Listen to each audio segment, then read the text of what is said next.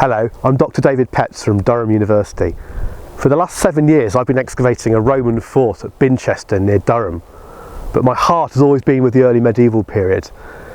I'm here to talk about exciting plans we've got for a wonderful new project at Holy Island, Lindisfarne, which you can see behind us across the marshes. People first came here as long ago as the Mesolithic, so that's the hunter-gatherers, where they came to exploit all the wonderful wild resources we've got on the island. Perhaps the most iconic image of Lindisfarne is Lindisfarne Castle, which you can see behind me. This isn't actually a medieval castle. It was actually built in the 16th century to defend the island from the depredations of Scots and pirates. Behind me is Holy Island Harbour, and it's a reminder of a central role of sea for people who live on the island. In the 19th century there's a thriving fishing fleet, and going back further into the past, the monks at the priory often used to go out and catch fish, both to feed themselves and to send down to their mother house in Durham. Behind me are the ruins of the medieval priory of Lindisfarne, surrounded by Holy Island village. And it's probably somewhere under here that the original Anglo-Saxon monastery lay. When archaeologists cleared the ruins of the later priory in the late 19th century, they found lots of fragments of Anglo-Saxon sculpture, but they never actually found the remains of the Anglo-Saxon monastery itself. So the basic question, where is the Anglo-Saxon monastery, continues to tantalise archaeologists to this day. We've already started research on the island. A couple of years ago, with the help of National Geographic, we carried out a geophysical survey across lots of the green spaces around Holy Island village. And even that first work, we started to find all sorts of interesting things.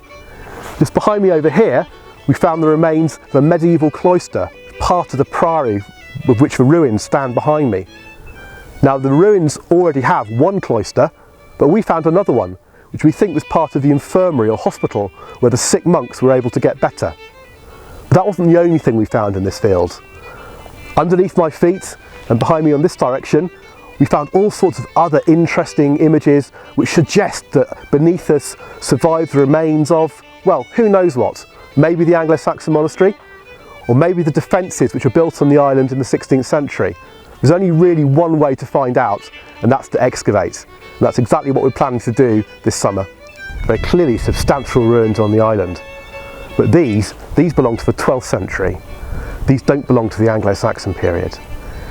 And it's this basic question, where is the Anglo-Saxon monastery of Cuthbert, that we're hoping to try and answer in our project.